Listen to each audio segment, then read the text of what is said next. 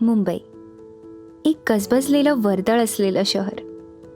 इथे कुणालाही कुणासाठी वेळ देता येत नाही. इथे वेळ इतका मौल्यवान आहे की परके तर दूरच राहिले, आपल्या माणसांना देखील वेळ देता येत नाही. अशा वेळी आपलं समजून आपल्यामध्ये सामावून घेणारी माणसं, ज्यांच्याकडे आपुलकीची भावना असते, अशी माणसं सापडतात ती जागा म्हणजे चाळ. चाळ ही पाहायला गेलं तर बहुतेक गिरणी कामगारांसाठी बनवलेली पहिली गृहसंकुल योजना असावी. विकासाच्या दिशेने धाव घेत असताना अनेक गगनचुंबी इमारती उभ्या राहिल्या, परंतु 1700 सालापासून सुरुवात झालेली चाळ संस्कृतीने अनेक ऊन पावसाळे झाले तरी आपली एक भक्कम जागा बनवली. बॉम्बेची मुंबई होताना पाहिली.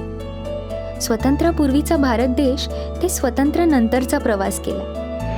या 150 वर्षाच्या इतिहासात ह्या चाळीने बघितलं, क्रांतिकारक लोकांना बघितलं, साहित्यिक लोकांना बघितलं. थोरा मोठ्यांची प्रवचनं, गाणी, अगदी भीमसेन जोशींपर्यंत पण, आणि वासुदेव बळवंत फडकेंचं पण इथे वास्तव्य होतं.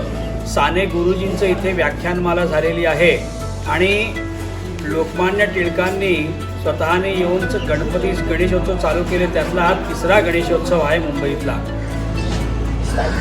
आताची पिढी त्या 10 बाय 10च्या खोलीतून 1 BHK, 2 BHK फ्लॅटमध्ये स्थलांतरित होऊ लागली. परंतु आजही त्या 10 बाय 10च्या खोलीच्या विश्वात मन रमलेले आहे. आणि एक खिडकीत छोटीशी टाकी बसवलेली आहे. आमच्याकडे काय वर टँक वगैरे बसवली नाही आम्ही माळ्यावर. आणि आम्ही तळमजल्याला राहतो. आम्हाला थोडासा पाण्याचा प्रॉब्लेम कधीतरी होतो, नाही असं नाही, पण खूप कधी प्रॉब्लेम झाला आहे असं नाही. कधीतरी एकदा आलं नाही तेव्हा ते म्युन्सिपाल्टीचे लोकांनी इकडे टँकर मागवलं होतं आणि मी बाहेरून आम्ही आणलं होतं. ते पण मला आठवतं आहे. वादलीने, कळशीने असं बाहेर टँकर, कारण टँकर आत नाही येत, तर बाहेरून असं आम्हाला आणावं लागलं होतं. पण फार क्वचित असं.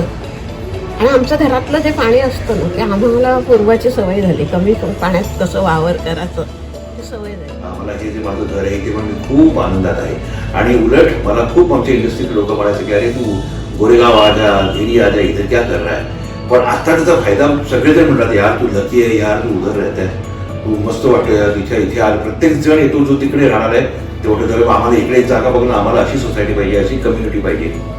तर त्यामुळे मला असं त्याचं त्या गोष्टीत एवढं आकर्षण नव्हतं आणि नाही आहे. आणि मी जे जातात 2 BHK 3 BHK त्यांना पण दोष देणार आहे, त्यांच्या इच्छा असतात. बहुतेक माझ्या एवढ्यांचं माझ्यावरचे संस्कार आहे की खुश आहे मी तिथे आहे ते.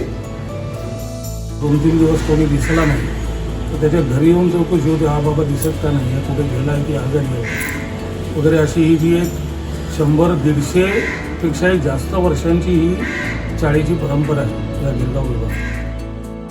अंगणात खेळले जाणारे मुलांचे खेळ, प्रत्येक घरात वावरणारा सचिन म्हणजेच आपला क्रिकेटचा खेळ. आणि अशा खेळगुणांना साथ कलागुणांची. इथे साजरे होणाऱ्या सांस्कृतिक कार्यक्रमातून वर येऊन आज इथल्या कलाकारांनी कलाक्षेत्रात आपला एक ठसा उमटवला आहे. पण आता चाळीमधून माणसं जात आहेत की माणसामधून चाळ, ते समजून घेणं थोडं कठीण झाले आहे.